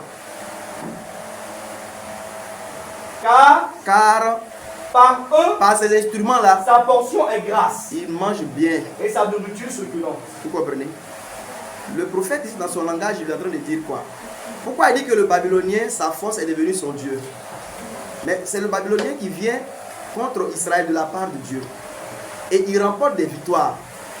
Vous entendez un peu quand M. Sennacherib d'Assyrie a commencé à parler. Mais à cause de ce qu'ils vont de pays en pays, de ville en ville, et qu'ils remportent des victoires seulement, à un moment donné, il pense que, en fait, c'est par lui-même qu'il fait ça. Au point où il se permet de parler orgueilleusement avec blasphème du Dieu d'Israël. Et il en est mort. Est-ce que vous comprenez? Donc ici, le Babylonien que Dieu envoie pour exercer son jugement sur Israël ou sur Juda, il écrase tout le monde. Et le prophète dit que il fait monter les hommes là, comme avec la maison. Il rassemble les hommes dans ses reins. Et parce que, mais quand tu fais toutes ces conquêtes là, tu gagnes de l'argent, tu gagnes des biens, tu gagnes en grandeur, tu gagnes en puissance. Et le prophète dit que le Babylonien là, il brûle de l'encens à son rein. Il sacrifie à son filet. Sacrifier, brûler de l'encens, c'est des expressions pour parler de l'adoration. Vous suivez? On est ensemble, non? Sacrifier, brûler de l'encens, ce sont des expressions pour parler de l'adoration. Mais regardez ici, à qui le Babylonien sacrifie? Non pas au vrai Dieu, mais à ses instruments de pêche. Les choses qui lui permettent de pouvoir bien manger. C'est ça que Paul dit dans Philippiens 3 là, que ces gens-là, ils ont pour Dieu leur ventre. Ce n'est pas que vous allez trouver quelqu'un qui a dessiné ventre et puis les prosterner devant ventre pour l'adorer. Mais regardez, si vous-même qui êtes ici, toute votre énergie, votre force, toute votre intelligence, votre zèle, vous le dépensez essentiellement dans ce qui vous donne à manger. C'est ce que le prophète dit ici. Vous vous fatiguez, mais où vous fatiguez? Vous travaillez, mais pour quel genre de nourriture? Celle qui est périssable? Vous comprenez? C'est ça que le prophète est en train de dire ici. Si on commence à perdre de vue la communion avec Dieu, le service pour Dieu, les fatigues que nous avons, ce ne sont pas des fatigues liées au service de Dieu. Vous comprenez? Mais ce sont essentiellement des fatigues liées à notre activité. On ne se fatigue pas pour Christ. On se fatigue essentiellement pour payer notre loyer, pour avoir la nourriture. Mais c'est ça que le prophète dit ici du Babylonien. Finalement, votre énergie là, vous brûlez ça à votre travail.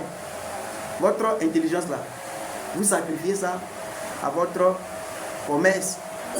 Et quand vous venez devant le Seigneur, vous êtes vide. Vous n'avez rien à lui offrir. Devant lui, vous n'avez pas d'ingéniosité. Vous ne savez pas être quelqu'un qui sait, par exemple, voilà, chercher les choses pour plaire au Seigneur. Vous n'avez pas de force, vous n'avez pas de vigueur. Vous n'avez que de force pour vos choses à vous. C'est travailler pour une nourriture qui est périssable. C'est avoir pour Dieu votre ventre. C'est vivre cette terre-là pour manger. Avant, nous, on avait fait un peu espagnol là. Il disait des trucs un peu bizarres. Il disait c'est bibi para comer ou comer para bibi. Voilà. Voilà, tu vois. C'est-à-dire que je ne vais pas dire c'est manger pour vivre, vivre pour manger. C'est-à-dire que tu vois, non. Mais ça, c'est pas ça la vie chrétienne. Vous comprenez? On vit pour la gloire de Dieu. On ne se dépense pas ou bien time is money. Non. Hein? Notre temps là, c'est pour Dieu. C'est pas pour l'argent. Ou bien le temps c'est de l'argent. C'est pas cela. Courant dans tous les sens, donnant toute votre énergie. Et regardez, vous qui êtes là, qui êtes en train de m'écouter là. Mais comment vous marchez? Où dépensez-vous votre énergie? Où la dépensez-vous? Où est-ce que vous faites les efforts? Où est-ce que vous faites les efforts? Où est-ce que vous vous surpassez? Parce qu'on le fait nous tous. Le Seigneur Jésus l'a dit. On sait se surpasser. Mais où est-ce qu'on se surpasse? Quand on arrive chez Dieu là, on ne peut pas se surpasser. On refuse même de se surpasser. Mais demain lundi, même s'il y a orage, on va porter nos imperméables, on va rentrer sous l'eau. On va aller au travail. mais qu'il commence à tomber quelques gouttes avant la réunion. On désire secrètement même que ça puisse s'aggraver un peu pour que là tout le monde voit que, ah, tu vois, ça là. Toi-même, et puis qui est là, toi-même, il faut voir. Vous voyez? Oh frères et sœurs, travaillez, mais pour la nourriture qui ne périt pas. Travaille pour la nourriture qui ne périt pas. Travaille pour la nourriture qui ne périt pas. Donne ton énergie là pour le Seigneur. Donne ton énergie là pour communier avec Dieu, pour apprendre à connaître Dieu. Donne ton énergie là pour servir Dieu. Bientôt on va partir. Frères et sœurs, réveillons-nous. Réveillons-nous, frères et sœurs. Servons le Seigneur. Hier, j'étais en train de méditer. J'ai vu dans le livre des juges. Je vais vous faire voir ça. J'ai écrit dans mon cahier là-bas. Quand le Saint-Esprit m'a... Je pleurais parce que je dis, mais c'est une parole honteuse. La parole honteuse là. Si on la lit, peut-être que vous n'allez pas vous rendre compte de la honte qui est dedans. Lisons cela dans le livre des juges, vous allez voir. C'est honteux. Avec monsieur Sisera qui fatiguait le peuple là. Juge chapitre 4. Le verset 3. Donc, lis verset 1 à 3. Juge 4, verset 1 à 3. Écoutez mon frère, écoutez, ne soyez pas distrait s'il vous plaît.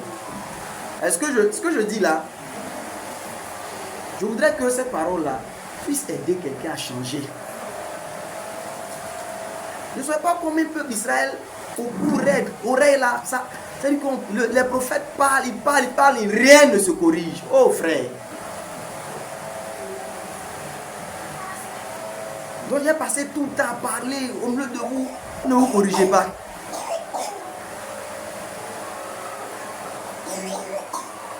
Juge 4, verset 1 à 3.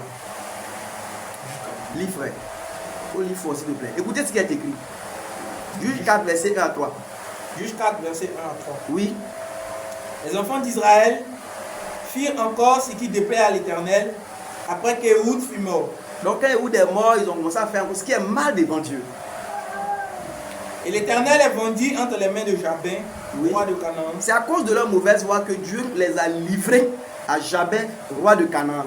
Qui régnait à Hatzor. Oui.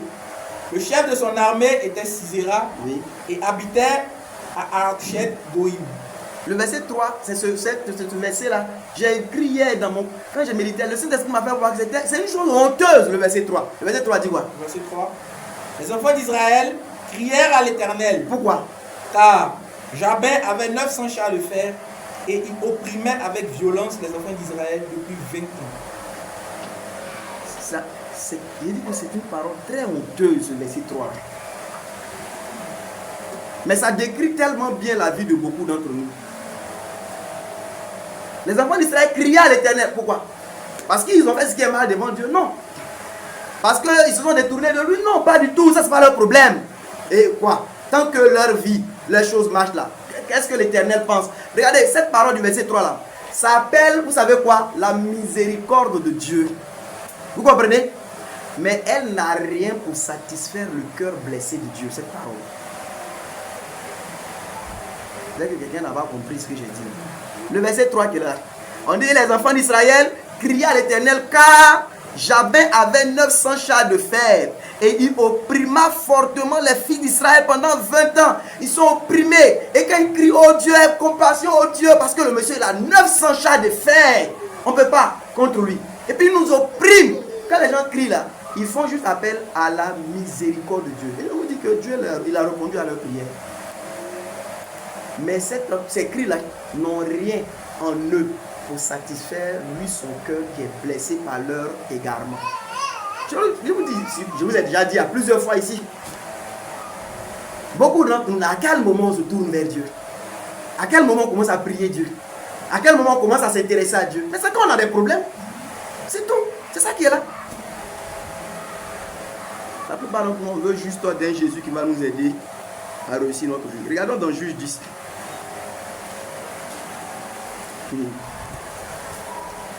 Lis à partir du verset 1. Suivons ensemble. Juge 10.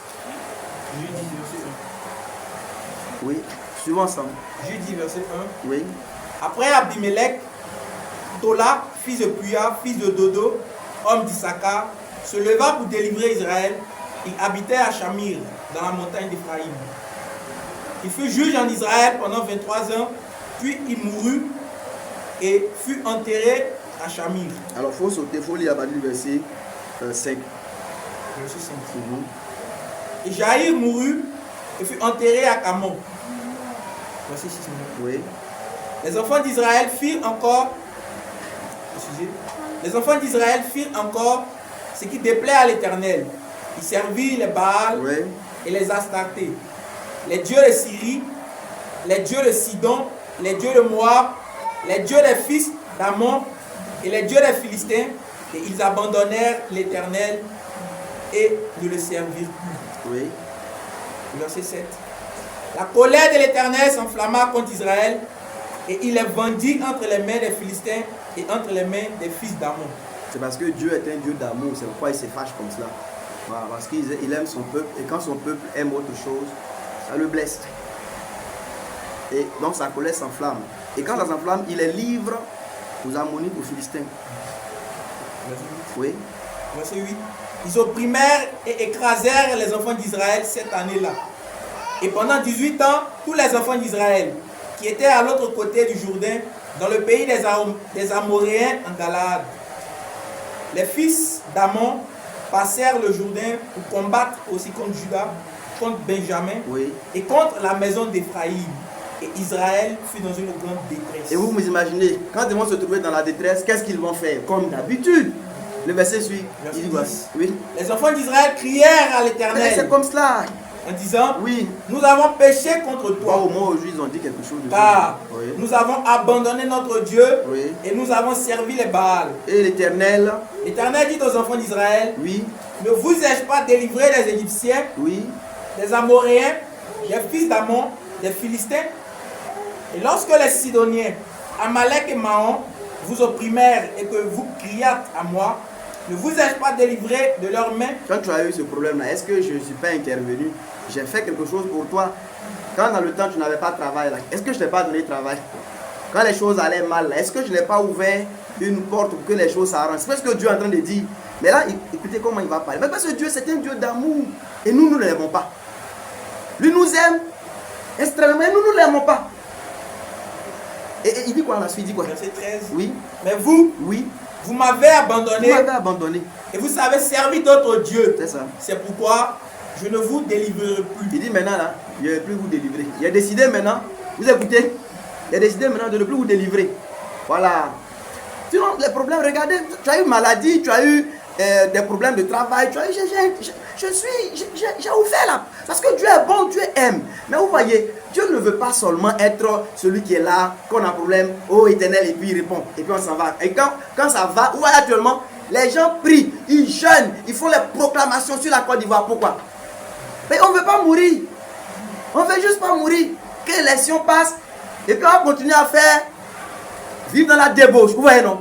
Les gens vont continuer à se déshabiller de plus en plus. Je vous dis, mes frères et mes soeurs, est-ce que vous savez que dans les dispositions de Dieu, la terre, elle-même, elle crie contre ceux qui l'habitent et qui pratiquent des abominations. Elle demande qu'ils soient exterminés. Si en Côte d'Ivoire ici, là, souvent, les gens, quand ils voient certains accidents graves, ils disent, qu'est-ce qui ne va pas dans le pays? Les gens ont lancé un esprit de mort. Les gens n'ont lancé aucun esprit de mort. Toi qui dis ça, tu trompes ta femme. C'est toi qui fais ça.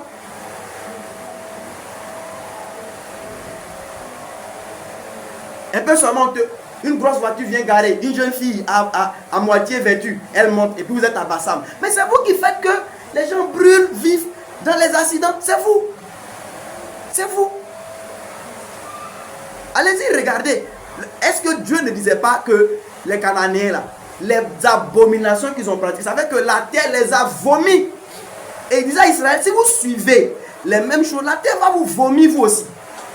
On devrait même se demander si ce n'était pas comment on fait pour passer une journée sans une catastrophe dans notre pays. Parce que les abominations qui se commettent de jour en jour, là, devrait faire que tous les jours devraient mourir. Mais pourquoi? Aujourd'hui, vous allez voir, on va crier à Dieu, oh Éternel, je déclare, je proclame, il n'y aura pas de guerre. Je proclame que cette terre est bénie. Je proclame que ce pays, je proclame, on ne va pas mourir. Et que l'élection passe, que le président soit gentil, que l'opposition soit gentille. Et puis après, on va continuer à faire ce qu'on appelle PA. C'est pas ça? Voilà. C'est juste ce que Israël faisait avec Dieu. Donc, il faut nous délivrer seulement. Dès qu'ils sont délivrés, ils retournent adorer leur faux Dieu. Il faut m'aider, qui souffre. Éternel des amis, il n'est pas de travail. On va donner travail là. Tu ne pourras plus prendre part aux réunions parce que ton travail exige que tu puisses être concentré. Tu vois, le nouveau travail que j'ai exige que je sois concentré. Alors là, c'est vraiment pas ma faute, frère. Toi-même, tu vois, c'est un travail de comptabilité. Et la comptabilité, ouais, non. Et Dieu n'a pas été. C'est lui qui a commis l'erreur de donner, de faire de toi comptable. Hier, tu dormais chez les frères là-bas, dans son salon là. Tu étais zélé. Depuis que tu as eu un lit moelleux là. On peut plus dériver à 6h20. Tous les mon frère, j'ai des coups battus, Ça va pas finir, coups battus là. Tu dormais sur le sol, ce n'est pas coup battu, hein. C'est comment que les gens font avec Dieu. Dieu dit, je vous délivre plus. Cette fois-ci là, c'est fini. Et puis il dit quoi? Il dit la suite, il dit quoi maintenant? Verset 14. Il dit quoi? Allez, Allez, invoquez les dieux que vous avez choisis. c'est Arafat, DJ que tu écoutes, non? Le jour où accident veut te prendre, il faut crier, Yoruba! Va venir te sauver. Est-ce que Dieu leur dit là? Tu comprends ce qu'il dit, non? Travail qui fait que tu n'as pas temps pour Dieu là. Le jour que tu vas être frappé d'une maladie là, il faut crier à ton travail. Il va venir te guérir. Dieu dit, allez-y, criez au Dieu que vous avez choisi. Vas-y. Qu'il vous délivre au temps de votre détresse. C'est eux que vous avez servi. C'est ça qui vous intéressait, non? Maintenant que tu es dans la détresse, mais va là-bas. Va là-bas. Pourquoi actuellement on n'organise pas les PA? On n'a qu'à faire PA. C'est-à-dire qu'on dit, si le président qui est là, il dit qu'il ne veut pas accepter les autres candidats et que nous on voit que les choses sont compliquées, mais faisons PA les gars. Nous là, on est team PA, faisons PA seulement. Et au jour où ça commence à tirer là, soit dans le PA, on fait PA seulement. Et puis on crie au PA, aide-nous. PA va nous délivrer. Pourquoi maintenant on veut faire veille de prière? Pourquoi on veut faire veille de prière? Je me rappelle à l'INPHB quand on était là-bas, on était nous tous des jeunes plaqués. Nos costumes là, avec les chaussures brillants, les pantalons brillants, pointilini, une chaussure là, c'est peau de crocodile. Là comment on marchait. Quand on commençait à tirer là, bouddhiste, méthodiste, catholique, on est dans la salle de classe là, il y a tam-tam là-bas, il y a une pasteur, on tapait, on chantait, ah toi, la gloire. On dit on tue les étudiants. Oh, ressuscité. Voilà comment les hommes sont. Ouais. Et souvent on pense que Dieu, on est en train de blaguer Dieu. Oh ce Dieu là, si vous pouvez voir son cœur. Ouais, l'histoire André Elise là. Il dit, il ne fait pas. Il dit, pardon, il faut faire. Il ne fait pas. Il dit, pardon. Il ne fait pas. Il dit, et puis ils ont enlevé un peu le péché. Il dit, bon, il a fait. Ouais. Parce qu'il a un cœur, il a un père qui est bon. Mais je vous dis quoi? Quand on crie à lui essentiellement parce que les choses vont mal, c'est honteux, surtout quand ça vient de la part de son peuple. Ceux sur qui il veut s'appuyer pour étendre sa gloire. Voilà l'église qui est ici. Mais on devrait tous être main dans la main, travaillant d'arrache-pied. Un frère qui ne vient pas, est-ce que c'est le frère qui a besoin de partir là-bas? Quelqu'un devrait, un frère, une soeur, les deux ensemble vont le voir, parler avec lui, chercher à le ramener. On consolide ceux qui sont là. Travaille à implanter d'autres assemblées. Le Seigneur nous a parlé de toute la Côte d'Ivoire. Qui fait ça? Mais chacun est dans son salon de couture. Il fait allusion à quelqu'un. Ouais. C'est pas bon, mes frères et mes soeurs. C'est pas bon. C'est pas bon, c'est pas bon. C'est pas bon. C'est pas bon. Réveillons-nous. C'est pas bon. Et quand vous êtes en train de travailler pour le Seigneur, il prendra soin de vous, je peux vous le dire.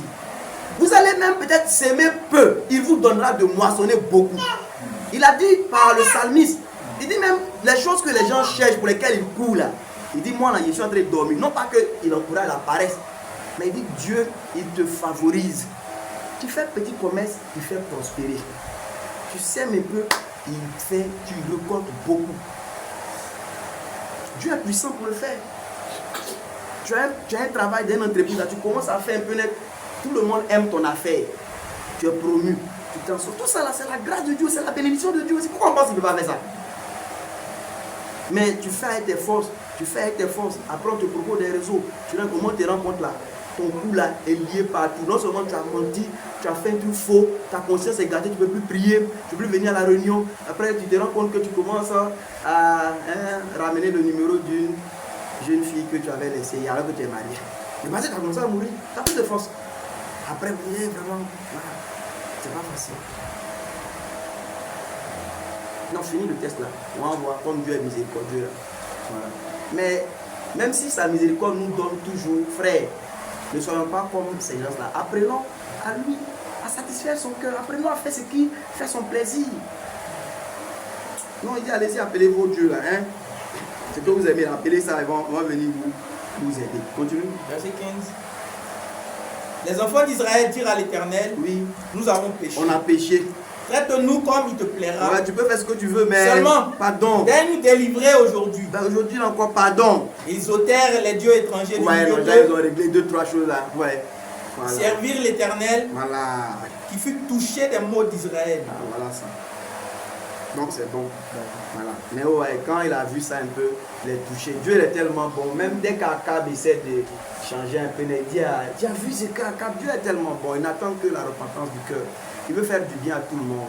Vous voyez, il fait du bien à tout le monde. Il a tout en abondance. Mais mes frères, nous sommes son peuple. Hein? Nous sommes son peuple. Et je veux dire que Dieu compte sur nous. Il ne veut pas simplement nous avoir arraché du péché et puis essayer de nous donner les choses de cette terre-là et puis on va au ciel. Non, Dieu compte sur nous, mes frères et mes soeurs. Son œuvre là, voilà les ouvriers là, c'est nous. Les ouvrières là, c'est nous. Chacun doit avoir une part active. Est-ce que tu entends au moins cette parole dans ton cœur? Chacun doit avoir une part active. Chacun doit être là. Il n'y a rien même qui est un problème. Même si tu habites vers Gerville, ce n'est pas mauvais. On peut toujours travailler dans le Seigneur. Tu peux habiter un autre pays. On peut trouver le moyen de travailler pour le Seigneur.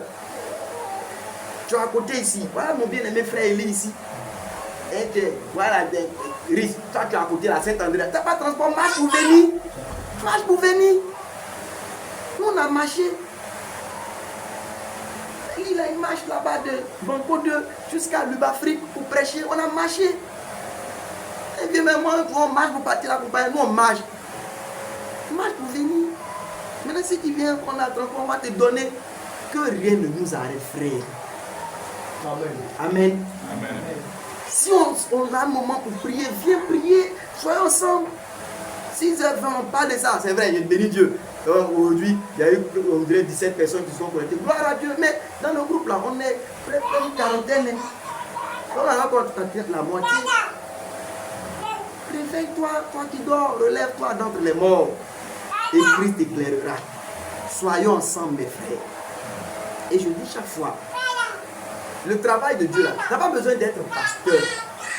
Tu sais ce que tu as à faire? Juste rends-toi disponible. C'est tout. Je suis là. Si tu es disponible là, Jésus, il peut t'envoyer pour aller acheter quelque chose au marché. Aller détacher un anon. Tout ça là, ça fait partie de son service. Après, il pourrait t'envoyer aller prêcher. T'envoyer aller guérir des malades. Mais sois là, rends-toi disponible. Est-ce que Dieu peut compter sur nous, mes frères et mes soeurs? Dieu peut-il compter sur toi, frère? Dieu peut-il compter sur toi, ma soeur? Voyez, je dis que vivre la vie chrétienne de cette façon, en cherchant surtout le Seigneur pour régler nos problèmes là, c'est pas bon, c'est honteux. Et Dieu pourrait répondre même à cela, parce qu'il est un Dieu qui est bon du cœur. Il ne supporte pas de voir que les gens sont oppressés, tourmentés. Surtout qu'en général, c'est avec injustice. Ça veut dire que celui qui tourmente lui-même, il n'est même pas juste. Voilà. Donc, il va certainement agir, il va certainement guérir. Moi, en parlant ici, ce n'est pas que je veux qu'il y ait de la guerre en Côte d'Ivoire. Hein. Je ne veux absolument pas cela. Ce n'est jamais une chose bonne. Voilà. En général, c'est des choses terribles. Et je n'ai pas du tout envie d'entendre le son des fusils. Ce n'est pas quelque chose que je veux entendre. Je ne suis pas en train de parler comme ça pour me montrer comme moi, n'a qu'à avoir guerre. Non, non, je ne veux pas de tout cela. Mais je veux dire, je vois trop cette même manière d'Israël dans ce que nous faisons. Quand l'élection va passer là, les pasteurs vont continuer à faire entrer la mondanité dans l'œuvre de Dieu dans l'église. Ils ne vont jamais vouloir se corriger. Ça veut dire qu'actuellement, là, nous, on veut que Dieu nous protège de guerre pour ne pas qu'on meure. C'est bien. Mais qu'est-ce qui plaît au cœur de Dieu? Sinon, un peuple qui revient à lui de plus en plus selon sa parole.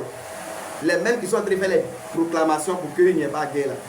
Ils ne feront rien pour restaurer l'église, pour que le cœur de Dieu soit satisfait. Ouais. Donc vous allez vous rendre compte que c'est la même chose qu'Israël fait. Quand ils sont dans la détresse, aide-nous. Quand ils sortent de là, ils se livrent à leur penchant. Bon, c'est vrai que Eric m'a encouragé à reparler du sujet. Bon, je vous ai déjà envoyé ce que je devais partager là dans le groupe. Il y a quelques autres points. Lisez, hein. Je ne vais plus dire autre chose. Lisez. Voilà, si vous avez des questions, vous pouvez les poser, on va répondre. Mais ce que je partage là, j'ai déjà écrit. Mais j'ai été envoyé à dire quelques paroles encore pour dire, frère, réveillons-nous pour travailler pour le Seigneur. Réveillons-nous pour travailler diligemment. Et vous voyez, si vous voulez attendre d'être libre à bien ici pour servir Dieu, vous n'allez jamais le servir. Trouvez le temps. Trouvez. Forcez les choses. Sinon, ça ne va pas marcher. Demain, lundi, on est tous engagés dedans. Forcez les choses. Forcez les choses. On dit le royaume de Dieu là est forcé. Soyez violents. Soyez comme Absalom. Absalom. Vous voyez, non? Je finis avec son histoire. Soyez comme Absalom. C'est vrai que l'homme là, il a ses mauvais comportements, mais il y a de belles choses qu'on peut voir dans au moins une de ses actions. Absalom. Quand son frère Amnon a couché avec sa soeur Tamar et qu'il a déshonoré, ça a fait mal à Absalom. Il a fabriqué une fête là, et puis il a tué Amnon. Et puis il a fui. Il est allé chez ses parents maternels là, à Guéra. Il est resté là-bas.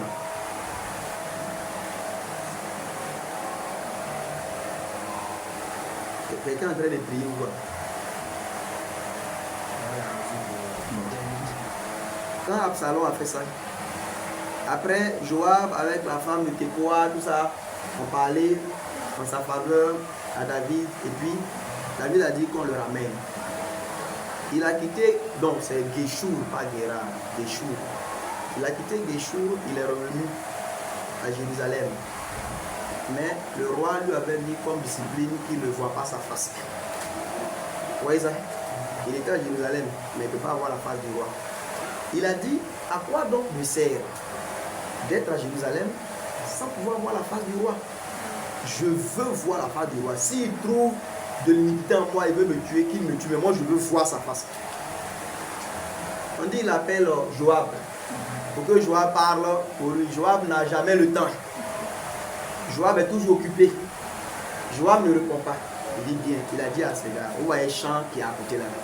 C'est le champ de Joab, brûlez ça. Vous allez voir, il va avoir tant de brûler. Là on appelle violent là. Vous comprenez non? C'est la violence. Dès qu'il a brûlé, là, Joab a eu le temps. Il dit, mais il y a quoi Absalom? Pourquoi tu brûles mon champ? Il dit, ah, merci d'être venu. En fait, il n'est plus là. Il veut voir le roi. Il t'appelle, tu n'es jamais libre. C'est ça, il est brûlé pour que tu sois libre. Il va dire, ah, mais tu n'es pas obligé d'arriver là. Oui, mais il est déjà arrivé. Tu es là.